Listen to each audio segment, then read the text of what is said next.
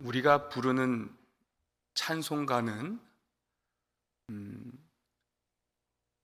최근에 지어진 것도 있고 많게는 수백 년 전에 지어진 것도 있습니다. 내 주는 강한 성이요, 루터가 1529년에 지은 작사 작곡한 찬송인데 가장 오래된 우리가 부르는 찬송 중에 하나죠. 이 시편은 무려 1000년이라는 시간에 걸쳐서 여러 저자에 의해 기록이 되었습니다. 그런데 이러한 시편이나 우리가 부르는 찬송들이 수백 년이 흘러도 부를 수 있는 이유가 무엇입니까? 왜 부를 수 있습니까? 우리가 믿는 하나님은 어제나 오늘이나 동일하신 분이시. 그러니까 우리에게 주시는 그 은혜가 다르지 않기에 이전의 성도들과 함께 또 앞으로 올 후대의 성도들과 함께 동일한 고백과 감격으로 하나님을 높일 수 있는 것이죠. 이것이 찬송의 능력인 줄 믿습니다. 그런데 오늘날 작사 작곡되는 소위 복음성가, 제가 폄하하는 건 아니지만 이러한 찬송의 내용들을 보면 자기 연민에 빠진 가사의 내용들이 참 많이 있습니다. 내가 하나님 힘들고 아프고 어렵습니다. 상처받았습니다. 물론 시편에도 그런 내용들이 굉장히 많이 있습니다. 동일한 내용입니다. 그런데 문제는 거기에서 마친다는 게 문제라는 것입니다. 찬송은 하나님을 높이는 데 있죠. 그죠? 어떠한 하나님을 내가 경험했는가, 그 감격 속에 그 하나님을 높이는 데 찬송의 의의가 있는 것인데, 내 연민의 감정에 빠져 있다면 죄송하지만 세상의 가요와 크게 다르지 않는 것이죠. 그래서 시편은 그러한 자기의 어떤 인생의 어려움을 고백하는 고백적인 가사가 수록이 되어 있습니다만 급 반전이 일어납니다. 나를 구원하셨던, 그리고 나를 구원하신 그 하나님이 어떤 하나님이신가에 대한 하나님의 찬송의 고백으로 그 분위기가 급반전되는 것들이 굉장히 많이 있습니다. 오늘 본문도 찬송시 중에 하나에 속하는데, 오늘 본문은 어떤 하나님을 찬송하는가? 위대하신 하나님을 찬송하고 있습니다. 위대하신 왕. 그러면 이 맥락에서 한 두 가지 정도 생각해 보려고 해요. 첫 번째는 이 위대하신 하나님을 찬양하는 근거가 뭐냐, 이것입니다. 위대하신 하나님을 찬양하는 근거가 있다는 것이죠. 우리 본문 성경책으로 4절, 5절 한번 읽어보겠습니다. 시작. 왕들이 모여서 함께 지나갔으며 그들이 보고 놀라고 두려워 빨리 지나갔도다. 아멘. 왕들이 모여서 함께 지나갔다. 이것은 제가 시편 46편 강해를 할 때에 바닷물이 솟구친다라는 표현 한번 제가 말씀드린 적이 있습니다. 큰 해일처럼 높이 솟아올라 이 귀가 찢어지는 듯한 큰 소리로 일어나서 태산을 덮치는 듯한 이미지를 말씀드렸는데, 열방의 나라들이 이 남유다를 그러한 모습으로 침략하는 듯한 그림을 이 시인이 고백을 하고 있는 것입니다. 그러니까 열방의 나라들이 함께 손을 잡고 하나님의 나라를 무너뜨리려고 오는 그 장면, 그죠? 그 장면을 이 시인이 고백을 하는데 5절을 보니까 그들이 보고 놀라고 두려워 빨리 지나갔도다. 그들이 하나님이 그들 중에 함께 계시는 것을 보고 도망쳤다라는 것을 이야기하는 것입니다. 이게 무슨 내용입니까? 시편 46편 배경과 다른 것이 아닙니다. 그 아수르 사네립이 이 남유다를 침공할 때에 히스기야가 하나님 앞에 얼마나 많이 기도합니까? 그죠? 왕의 옷을 찢고 하나님 앞에 기도하죠. 위협적인 서신을 하나님 앞에 펴놓고 하나님의 구원을 간구하는 것입니다. 그때 하나님이 천사를 먼저 보내셔서 아수르 대군 18만 5천을 송장으로 만들어 버리시는 것이죠. 이것이 얼마나 그들에게 귀한 승리의 경험이겠습니까? 그런데 그들이 또 무엇을 보았느냐? 7절을 한번 읽어볼까요? 7절 시작. 주께서 동풍으로 다시스의 배를 깨뜨리시도다. 아멘. 동풍으로 다시스의 배를 깨뜨린다. 동풍은 종종 하나님의 심판의 바람으로 성경에서 표현이 되는데, 예를 들면 하나님이 애굽에 재앙을 내리실 때 동풍을 불어 메뚜기를 몰아오셨죠. 호세아서 13장 15절을 보니까 여호와의 바람으로 이 동풍을 표현하는데, 그 샘 근원을 말려버리시면서 이스라엘을 심판하는 내용으로 기록을 하고 있습니다. 그러니까 하나님의 심판의 바람이 이 다시스의 배를 다 깨뜨리신다. 그럼 다시스의 배는 도대체 뭐냐? 다시스는 이 예루살렘에서 2190마일 정도 떨어진 곳에 있는 스페인 남부에 위치한 곳입니다. 여기에서 이 페니키아인들이 무역선을 가지고 무역을 참 많이 했는데, 이 배들은 육지의 그네를 지나는 배들이 아니라 지중해를 질러가는 배들이었습니다. 그러니까 이 견고함이나 규모면에 있어서 타의 추종을 불허하는 정말 강력하고 정말 대단한 배들이었다는 것이죠. 이 배들이 무엇을 상징합니까? 그 하나님의 백성, 그 도성을 침략하려고 들어오는 그 열방의 세력들을 상징적으로 말하고 있는 것입니다. 그러니까 이방 나라들이 하나님의 백성을 무너뜨리려고, 그 성벽을 무너뜨리려고 돌아올 때에 하나님이 동풍으로 그 모든 나라들을 심판하신다, 이 말씀을 하고 있는 것입니다. 이것을 시인이 어떻게 했다고요? 눈으로 내가 보았다라고 얘기해요. 나 들었다, 느꼈다, 이게 아닙니다. 내가 눈으로 직접 보았다, 하나님의 구원의 역사를. 그러면 여기서 좀 더 우리는 나가서 이 다시스의 배의 의미를 생각해 볼 수 있는데, 한번 가만히 생각을 해보세요.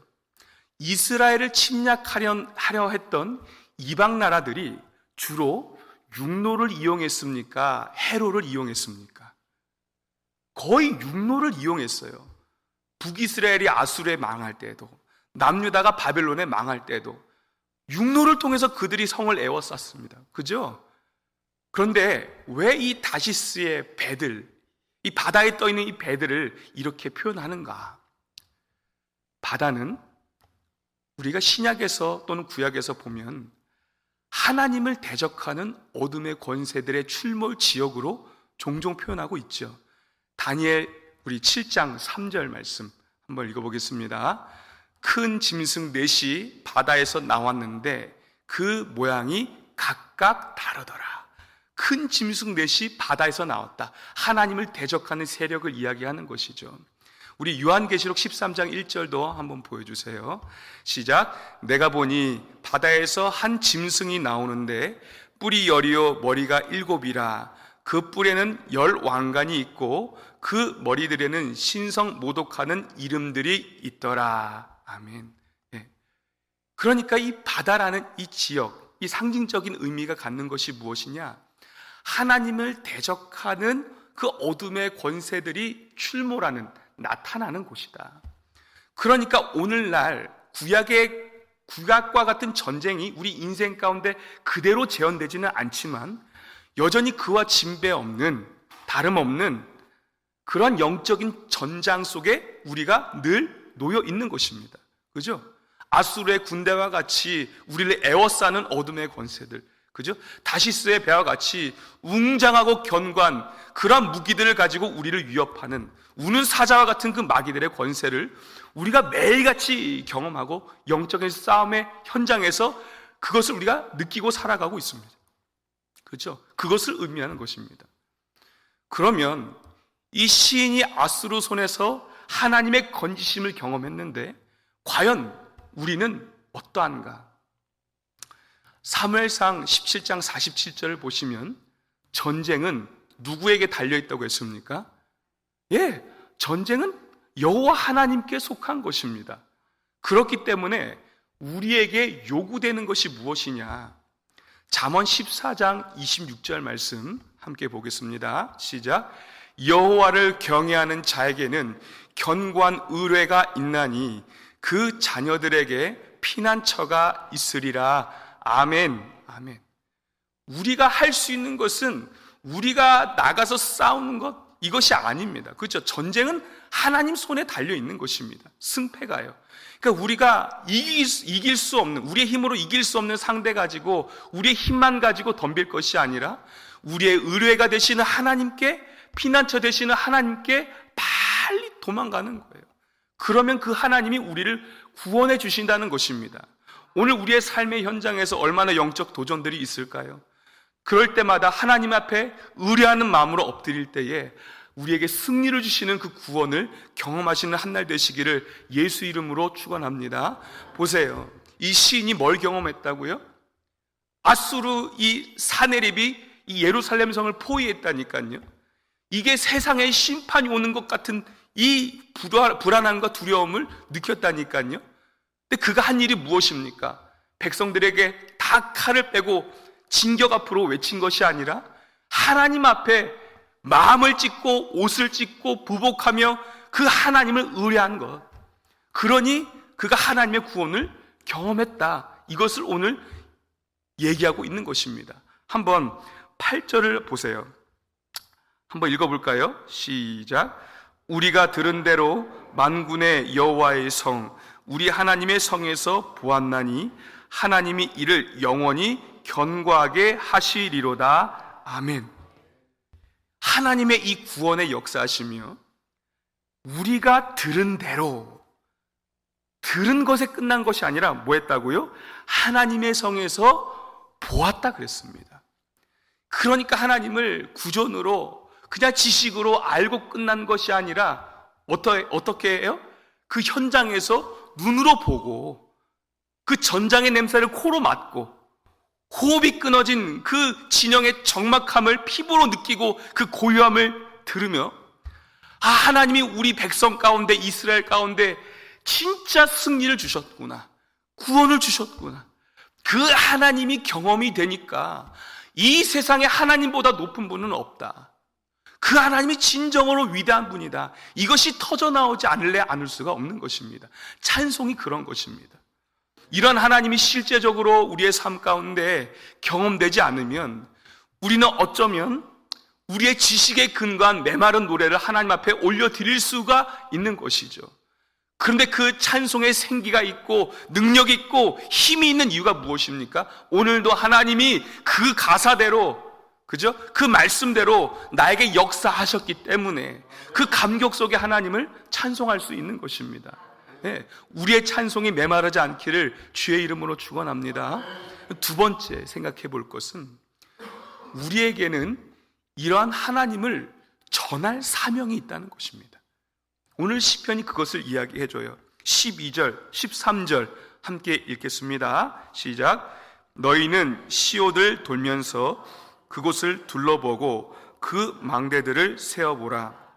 그의 성벽을 자세히 보고 그의 궁전을 살펴서 후대에 전하라. 아멘. 시온을 돌면서 그곳을 둘러보고 망대들을 세워보라. 이게 무슨 말일까요? 아수르가 예루살렘 성을 완전히 촘촘하게 에워싸지 않았습니까? 이제 일촉즉발의 상황입니다. 그냥 시작하면 그냥 단번에 성이 와르르 무너지기 직전이라는 것이죠. 그런데 하나님께서 뭘 명하세요? 시온을 돌면서 그곳을 둘러보라. 그러니까 이 예루살렘 성을 한번 가만히 자세히 보라는 것입니다. 왜요? 성이 훼손된 곳이 있는가? 그 아수르의 침공의 흔적이 있는가? 한번 너희들이 눈으로 보고 확인해 보라는 것입니다. 하나님이 어떻게 그 성을 보존하셨는지, 보호하셨는지, 지키셨는지 너희 눈으로 보라는 겁니다. 또 망대들을 세워보라. 망대라는 것은 그 개수에 따라서 그 성이 얼마나 견고한지를 보여주는 지표가 되는 겁니다. 그러니까 성이 견고하면 견고할수록 망대의 수는 더 많아지는 것이죠. 그래서 이방 나라들이 침략할 때에 성에서 제일 먼저 공격하는 것이 망대입니다. 그런데 하나님이 뭐라고 하세요? 망대들의 숫자를 세어보라는 거예요. 숫자를. 그 망대가 넘어진 게 있냐? 무너진 게 있냐? 파손된 게 있냐? 훼손된 게 있냐? 봐봐라. 하나님의 구원하심과 이 보존하심이, 승리케 하심이 얼마나 완벽한지 너희들의 눈으로 보고 있지 말라는 것입니다. 13절, 성벽도 자세히 보고 궁전도 살피라는 것입니다. 이 이미지가요, 성벽 외적으로부터 궁전 가장 내부까지 하나님의 손길이 안 미친 곳이 없다는 것을 보여주고 있는 것입니다. 실제로 이스라엘 백성들이, 남유다 백성들이 이 하나님의 승리를 다 경험했습니다. 그러니까 감격 가운데 위대하신 하나님을 증거하는 거예요. 그런데 하나님은 뭐라고 하세요? 너희가 은혜 받은 것, 너희가 감격한 것, 너희가 하나님으로 인하여서 기뻐하는 것, 여기서 끝나지 말고 후대에 그 하나님과 하나님이 행하신 일을 어떻게 하라? 전하라. 전하라는 것이 망대를 세어보라는 말하고 똑같은 단어입니다. 세어본다는 것이 자세히 계수를 한다는 것이거든요. 계산한다는 것이거든요. 그러니까 후대에 전할 때 하나님을 뭉뚱그려서 전하지 말고, 알려주지 말고 진짜 말씀에서 배우는 하나님이 어떠한 분인지, 그리고 그 말씀으로 우리의 삶 가운데 역사하신 하나님의 간증이 무엇인지, 그것을 자세히 자녀들에게 가르치고 알리라고 말씀하고 있는 거예요. 이것이 왜 그렇게 중요합니까? 왜 그렇게 중요할까요? 후대에 전하는 것은 하나님의 나라의 존속을 위해서 반드시 필요한 것이기 때문에 그래요. 이것에 실패한 내용들을 성경이 가슴 아프게 담고 있는데, 우리 사사기 2장 7절 말씀을 한번 화면으로 읽어보겠습니다. 시작. 백성이 여호수아가 사는 날 동안과 여호수아 뒤에 생존한 장로들, 곧 여호와께서 이스라엘을 위하여 행하신 모든 큰 일을 본 자들이 사는 날 동안에 여호와를 섬겼더라. 아멘.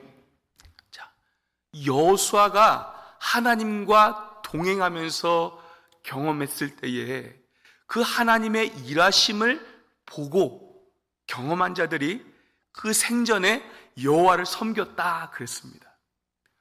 얼마나 귀한 말씀입니까? 그죠? 긍정적인 말씀입니까? 그런데 8절, 9절, 얼마 안가 10절에 무슨 내용이 있는가? 이 10절 말씀도 한번 읽겠습니다. 시작. 그 세대의 사람도 다 그 조상들에게로 돌아갔고 그 후에 일어난 다른 세대는 여호와를 알지 못하며 여호와께서 이스라엘을 위하여 행하신 일도 알지 못하였더라. 아멘. 짧은 절이에요. 길게 기술하지도 않았습니다. 여호와의 세대와 그 다음 세대의 차이를 이 10절 한 절로 정리하고 있습니다. 이 사사기 2장 7절에서 10절 말씀이요, 여호수아의 어떤 신앙을 높여주는 것이 아니죠. 그죠? 정말 그가 신앙이 좋았다, 이것을 드러내기 위한 목적이 있는 것이 아니라 무슨 목적이 있습니까? 여호와 하나님과 그가 행하신 일이 무엇인지 후대에 알리는 일을 뭐했다?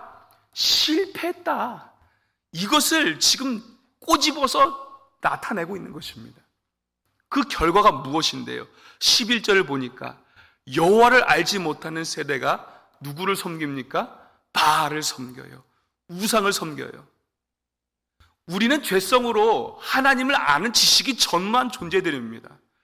그래서 하나님께서 우리에게 이 성경이란 특별 계시를 주셨어요. 말씀 없이 그 누구도 하나님을 알아갈 재간이 없는 것입니다. 그러니까 이 말씀으로 내가 하나님을 알았는데 내 후손들이 자연스럽게 하나님을 알아간다, 이것은 얼마나 우리에게 아니란 생각인지 모르겠습니다. 말씀이 들어가야 되는 거예요. 말씀이 가르쳐져야 되는 거예요. 교회에서 가르치는 것으로 다 되는 것이 아닙니다. 주일에 한 번 얼마나 우리가 말씀을 듣습니까? 길어야 40분이잖아요. 그죠? 그 모든 신앙의 교육이 가정에서 이루어지는 것 아니겠습니까? 가정에서 육신의 부모들에게 하나님께서 주신 사명입니다. 후대에 전할 사명. 이것이 혈연 관계의 자녀뿐만 아니라 다음 세대, 오는 세대를 위한 믿음의 선진들의 사명이 이것이라는 것입니다. 어디 그뿐이겠습니까? 이 말씀으로 하나님이 나를 어떻게 다스리셨는지, 어떻게 내 인생 가운데 역사하셨는지 생생한 하나님의 증거들을 내 자녀에게 알려서 그들 또한 하나님을 알고 하나님을 경험하는 세대로 우리가 세워가야 할 책임과 사명이 있다는 것을 하나님이 이 시편을 통해서 말씀하고 계시다는 것입니다. 목사님, 저는 이제 인생에서 후반전을 살고 있는데 이미 늦었습니다. 아닙니다. 하나님이 남녀노소 상관없이 우리에게 주신 사명이라는 것입니다.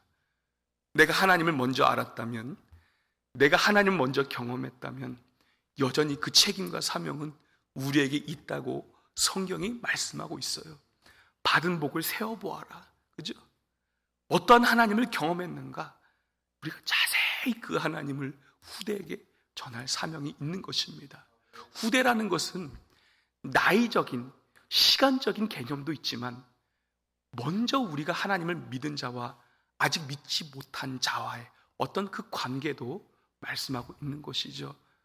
오늘 어떤 분이 머리에 떠오르십니까? 성령께서 떠오르게 하시는 분이 계시다면 오늘도 나에게 복음을 전할 사명을 주셨구나.